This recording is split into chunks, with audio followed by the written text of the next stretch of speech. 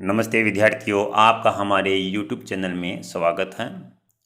अब तक हमने 9th क्लास में 6.1 प्रश्नावली पूरी कर ली है। आज हम 6.2 की शुरुआत कर रहे हैं। अगर अभी तक आपने हमारे YouTube चैनल को सब्सक्राइब नहीं किया तो ज़रूर इसको सब्सक्राइब करें। हम सवाल की शुरुआत करते हैं। सवाल में दिया है कि आकृति में ये जो आपको आकृति दी हुई है विद्यार्थियों में x और y के मान ज्ञात कीजिए। x और y के मान ज्ञात करके आपको बताने हैं और दर्शाइए कि AB समांतर है CD। AB को और CD को समांतर भी हमें सिद्ध करना है। इसको सिद्ध करने के लिए हम इसका हल करते हैं और ध्यान से आपको देखना है।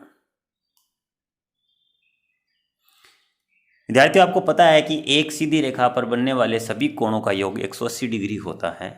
आपको ये कोण इधर 50 डिग्री का दिया हुआ है, इधर वाला कोण है वो आपका x है। तो ये पूरी सीधी रेखा हो गई, तो इस पर टोटल कोण कितना हो जाएगा 180 डिग्री। तो हम लिख देंगे आकृति से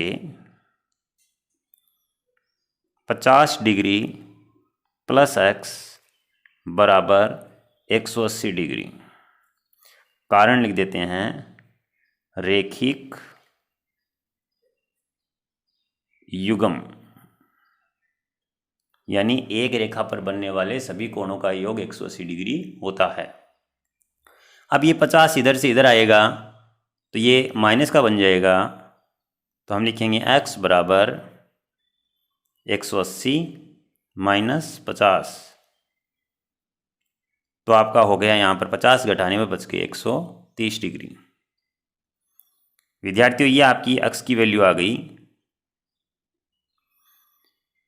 अब आपको पीछे ही क्लास में विद्यार्थियों बताया गया था कि जो अक्ष टाइप में कोण बनते हैं और इनमें ये विपरीत साइड वाले कोण हैं वो शीर्षाभिमुख कोण कहलाते हैं। इनकी वैल्यू बराबर होती है।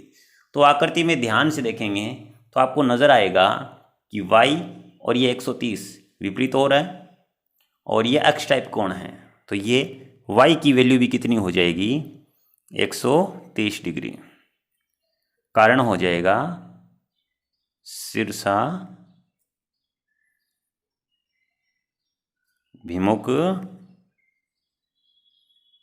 कोण। तो y की वैल्यू कितनी आ गई विद्यार्थियों 130। आपने ध्यान से देखा कि x की वैल्यू भी कितनी आई 130, y की वैल्यू भी कितनी आई 130। इसका मतलब x बराबर है y के।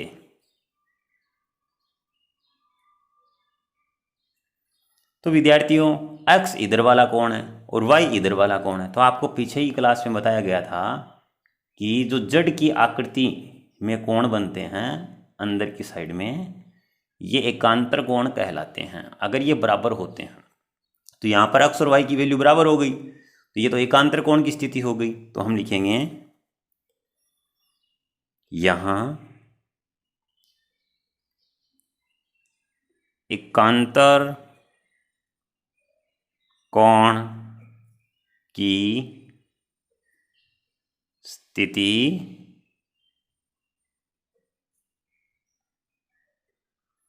प्राप्त होती है।